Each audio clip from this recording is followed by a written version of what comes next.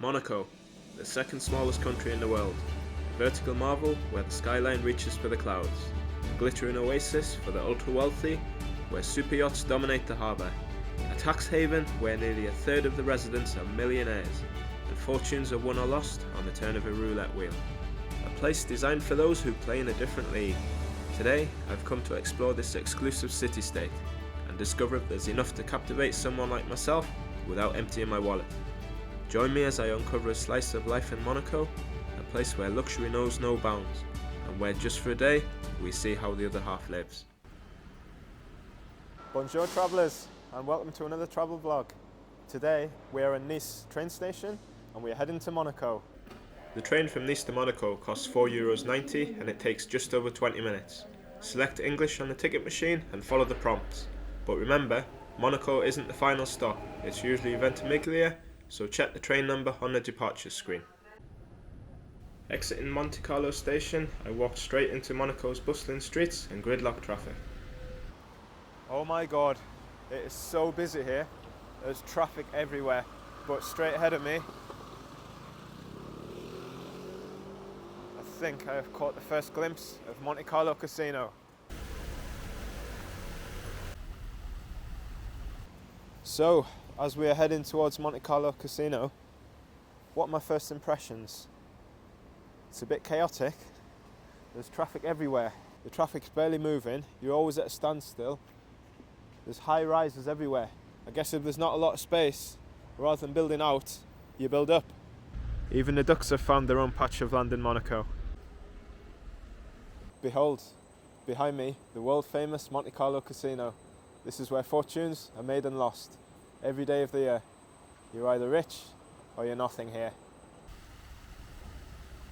This is where the likes of James Bond roll into town, going to the casino and save the world, while mere mortals like myself are going across the road into the cafe, wondering and scratching my head whether the croissant behind the counter is affordable in my travel budget. If I'd have known you could bring a van or a little, I don't know what it is, a Renault of some sort, I'd have brought my own car from back home. Looks like we aren't shopping in Lidl or Primark around here.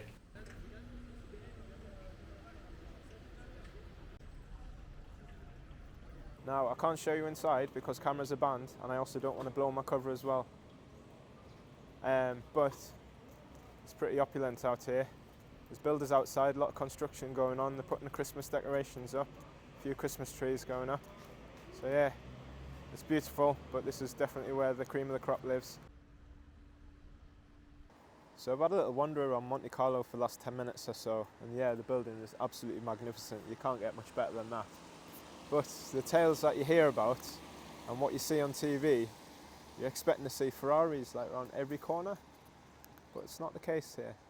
For example, I'm going to show you this line of cars here. There's about 5 in a row. My car back home's better than these cars. In fact, there's a little Mini. It's giving off Mr. Bean vibes. I mean, come on, you're in Monaco. There's a little Volkswagen, a little Citroen that's rusted on the bottom. And Mr. Bean must be in the casino playing blackjack. And behind me, at the bottom of the hill, there is the harbour. It's my first glimpse of billionaire yachts in Monaco. So they must park the yacht up. There must be, I don't know, a tunnel entrance or some stairs that they come up. And I guess they put everything on red or everything on black. Maybe that's how they become billionaires. 50-50 chance maybe, who knows? And work your way up. There's a couple of Christmas huts being put up just outside Monte Carlo. Let's have a closer look. They definitely get in the festive spirit in Monaco, but just like real estate, space is at a premium in the Christmas huts. How many more decorations do you think they can fit in? These shops definitely cater to specific clientele, complete with doormen at the entrance. Now I can't show you inside because I'm not dressed appropriately. I think you need to be suited and booted to get inside.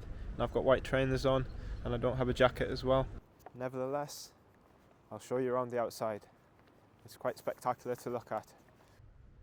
The exterior of the casino is a blend of grandeur and elegance, with intricate sculptures adorning its facade, large ornate windows and lush greenery surrounding the grounds. You can definitely imagine the likes of James Bond breaking through one of those windows, can't you? See behind me? I'm still on the Monte Carlo grounds. There's a little garage there. I've got a little Seat Leon back home. It'll definitely fit in there, won't it? The exotic plants in Monte Carlo's gardens reflect its Mediterranean setting, with dog waste bags provided to keep the area clean. Occasional images of Grace Kelly serve as a reminder of her enduring legacy here. There's a little garden within the Monte Carlo grounds, and on the ground there's loads of like footprints. It's kind of like a Monte Carlo Walk of Fame. Lots of footprints, so let's see if we can find anyone famous.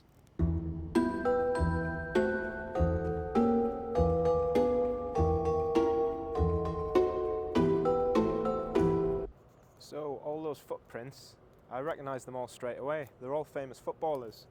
So anyone famous in the history of football, you name it, like Ronaldo, Pele, they've all got footprints there. Even goalkeepers like Buffon or Casillas, they've got handprints instead of footprints. It's pretty cool. The sun's come out. End of November. It feels warm.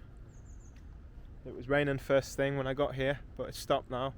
The sun has come out. The Mediterranean Sea is never far away when you're in Monaco. Have a look. Walking past the funky art installation, Monaco's largest harbour, Port Hercule, comes into view.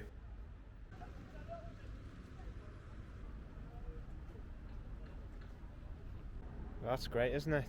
I've just leant against the railing, which is wet from when it was peeing it down. Now my jumper's soaked. Definitely look the part in Monaco, don't I?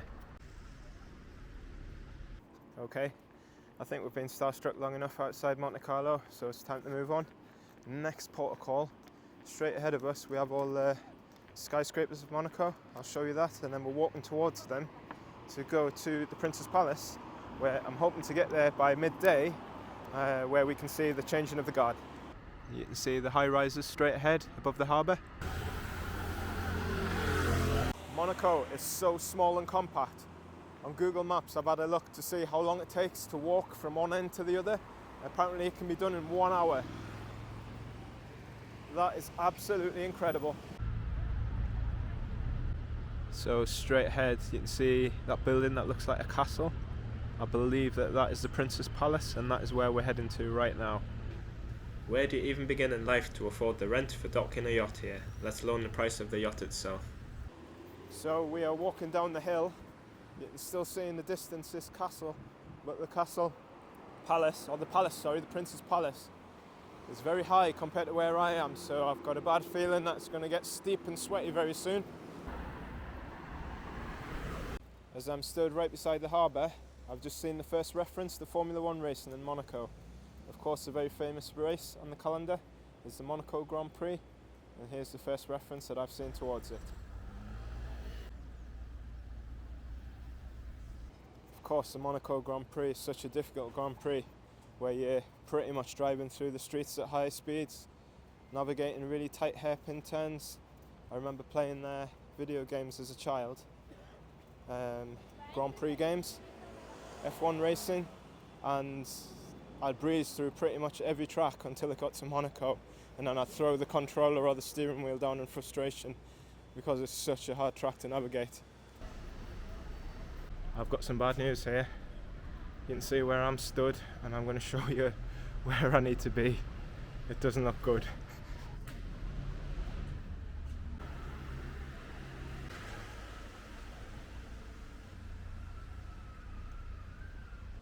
I told you I had a horrible feeling that it was going to get steep really quickly, and sure enough I've been proven right.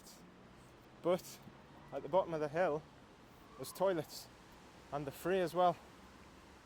Can't believe it. Everywhere I've been in Nice you've had to pay to use the toilets apart from my hotel room, so that's a welcome bonus. It means I don't have to carry too many euros around with me. I have about 10 minutes to get to the top here, otherwise I'm going to miss the changing of the guard. Time to get a wriggle on. My calves are burning so bad right now. When I get home, once I've eaten all the French and the Italian food, I need to go on an exercise diet plan. Looks like we've made it in time with about 5 minutes to spare. I can see one of the guards standing by his post. There's a crowd starting to congregate. Let's see the changing of the guard.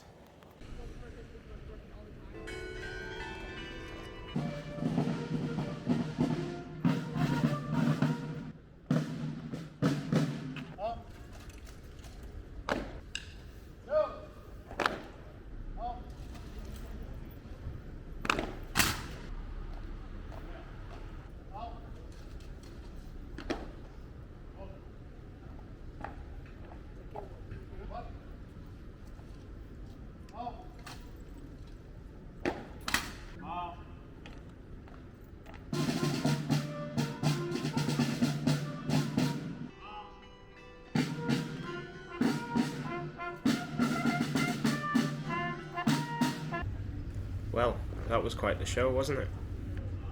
The changing of the guard takes place every day at 11:55 AM outside the Prince's Palace. Speaking about the Prince's Palace, welcome to the Palais de Princier de Monaco. I'm sure I've screwed that up some way or another. My French is not the best, but here we are. This is where the royal family live. This has been the home of the Grimaldi family for the last 700 years. This place has seen more drama than your favourite Netflix show. From palace intrigue to royal romances. It's basically the Crown, but with yachts and sunshine. You can't actually visit the palace this time of year. You have to come either the spring or the summer. But you can still have a wander around the grounds, and if you're fortunate enough to be around here around midday, you can watch the changing of the guard. Royal families and palaces may not pique your interest, but a walk up to this part of Monaco is absolutely worth it. The real highlight here, of course, is the incredible vantage points, offering some of the best views of both harbours, a sight you won't want to miss.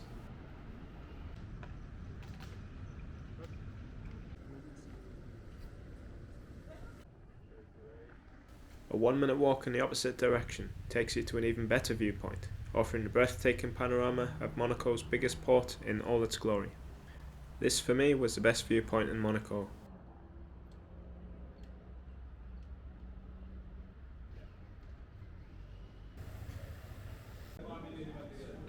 Right next to the palace, this is pretty cool. There's these little alleyways that you can walk down, easy to get lost, a few souvenir shops, restaurants and cafes. It's a nice place to spend a little bit of time.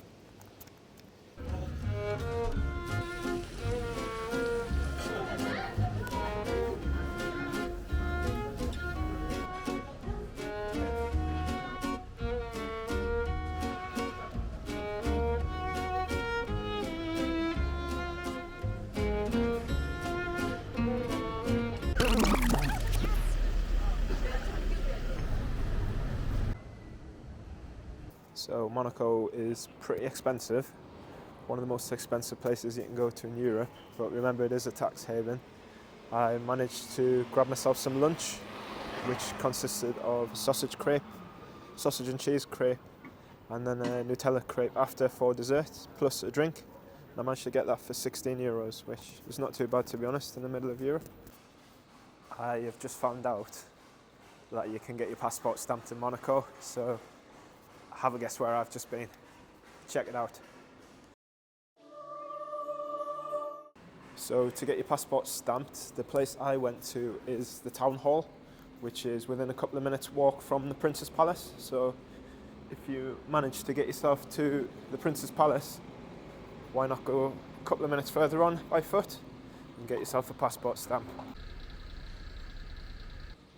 Right next to where I got my passport stamped, a minute further down the road, this building behind my shoulder, on the ground floor, it's basically a chocolate shop, so you can get all your fancy chocolates in Monaco.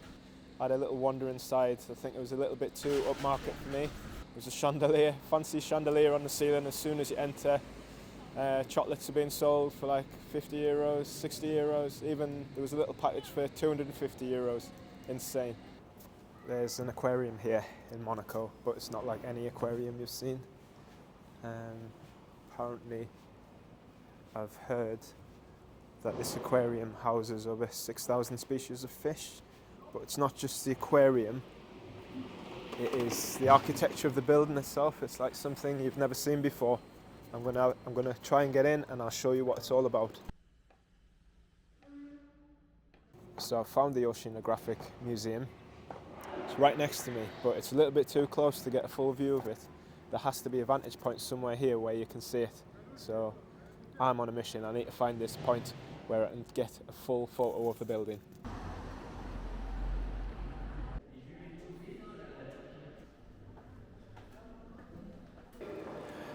It's a bit psychedelic, this. I've lit up, my face is blue. I'm like a Smurf.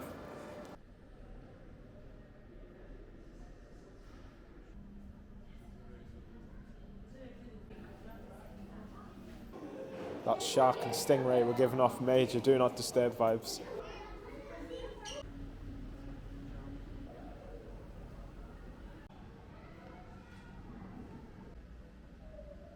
They made a film like about 20, 30 years ago.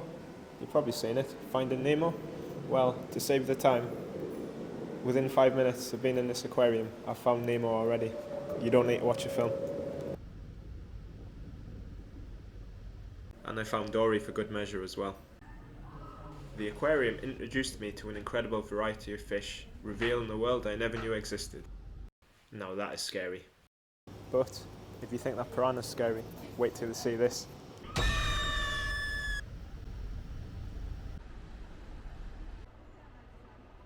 So the ticket to get into this museum cost me 19 euros, so that gets me passage to the aquarium, and then also there's a rooftop view apparently, and then upstairs apparently there's a massive skeleton of a whale, so let's go and check that out. Well, typical, isn't it? The day that I'm in Monaco, the one and only day, there's a room that has the big skeletons of the whales. Closed for construction. You couldn't make it up, could you? Here's a skeleton of a walrus instead. So I've gone up to the top floor. This is the viewing platform, floor 2 of the museum. So I'm right on top of this enormous building right now. And you've got views from all sides. It's pretty magnificent, I've got to tell you. Check it out.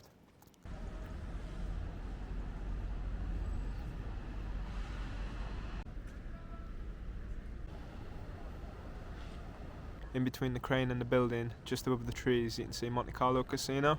And then from this side, just the vast openness of the Mediterranean Sea. At least I'm taller than the penguin, right? It's not been too bad today. I've quite enjoyed my time in Monaco. It's the country, as I said, it's pretty compact, so you can get actually from one side to the other walking in like 1 hour. Not if you're a tortoise though. I'm sorry, but I'm just not having it. There is no way that the tortoise beat the hare in a race. Just no way.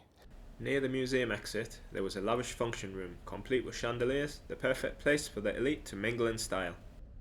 Very important part of any itinerary when you come to a place like Monaco is the souvenirs, of course. So what we're talking about, shot glasses and also fridge magnets. Very important, and as you know, on previous trips, I gauge how expensive a place is by the price of a fridge magnet.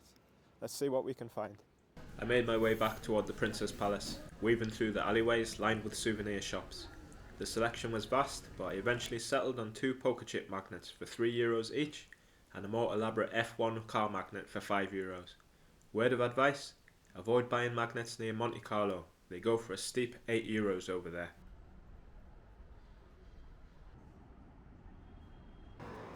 Look at these yachts behind me. They are enormous. The biggest yacht that's there. This guy probably owns half of Monaco.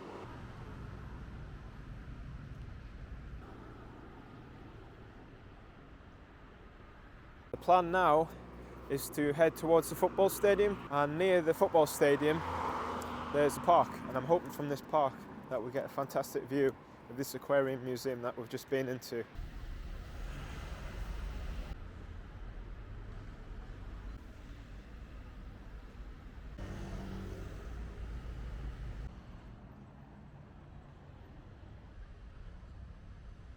Almost there. I've just seen the harbour from the other side, not the main harbour but the other harbour. I'll put the name down below. This is right next to Stade Louis II Stadium, and hopefully from there, once we get into the little park bit, we'll be able to see this magnificent Oceanographic Museum. The architecture, it is absolutely stunning.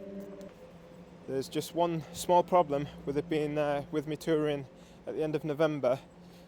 It's starting to get a little bit dark now, so within an hour the sun's probably set, and then I'll be exploring Monaco in the dark. If you want some real estate in Monaco, you're going to have to save up, I'm afraid. It's a bit pricey in these parts. €1.5 million for a tiny apartment. Swinging a cat comes to mind, the price of prestige when it comes to owning land in Monaco. And then a fancy McLaren, of course, to look the part. But wait, that's not all. You need a boat as well. That's insane. Look at the size of that. Ocean. That yacht had a speedboat on top of it. I'm half expecting, as these yachts are getting bigger and bigger, to see one with a helicopter on top.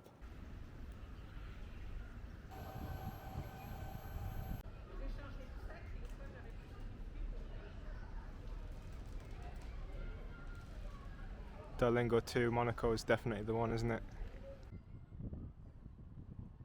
Perched on the cliff top, Monaco Cathedral stands proudly to the left, while the Oceanographic Museum dominates the right edge. Let's get a better view. So it's coming into view now, this museum. This magnificent piece of architecture just hanging on the edge of the cliff. One day it might crumble and fall away, you never know. But right now, it looks like it's the home of James Bond's arch nemesis.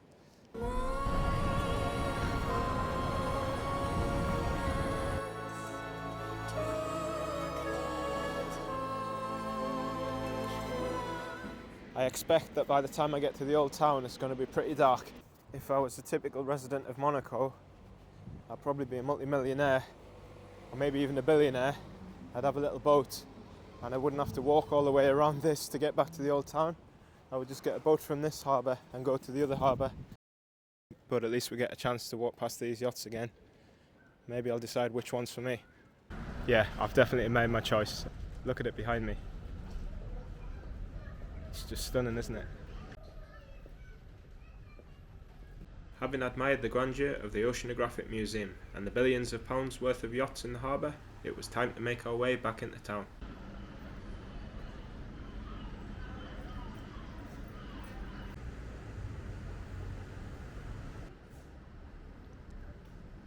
It started raining here, so I ducked inside for a bit of food. I decided to go for an Italian, so I had a salad to start off with, just to keep the guts moving along okay. And then I also had a tagliatelle course. It was delicious.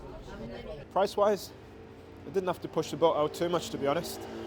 €45 for 2 courses and a drink in Monaco, not too bad, I would say. I'm going to head back towards Casino Royale. It's not Casino Royale, Monte Carlo Casino.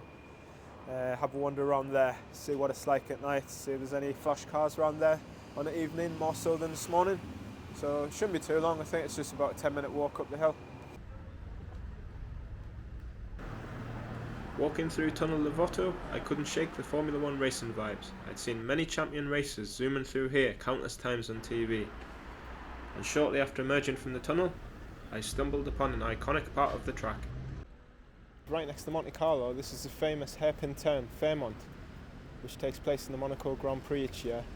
Really tight, really hard to overtake here. As I returned to the grounds of the Monte Carlo Casino, I took in the luxury around me, quietly observing the crowd, trying to spot the genuine elite from the pretenders.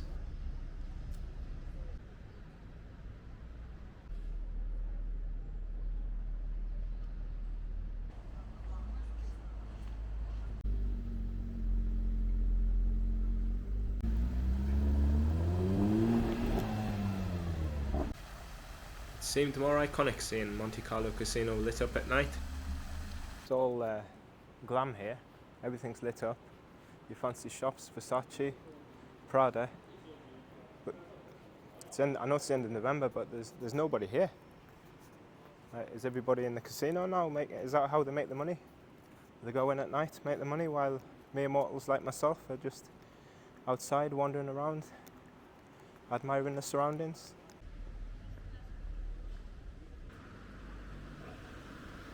I headed to the border and discovered something very cool nearby.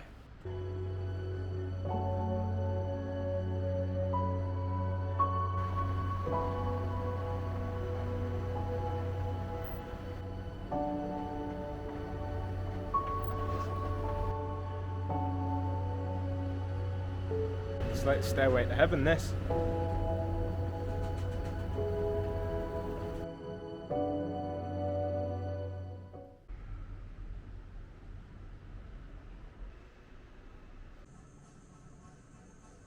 I think we're going to end the vlog here. So thank you for joining me on this journey in Monaco, where we have had a glimpse of how the other half live. Maybe one day, eh? Maybe one day. Not today, though. Don't forget to like, comment and subscribe. We'll see you in the next one.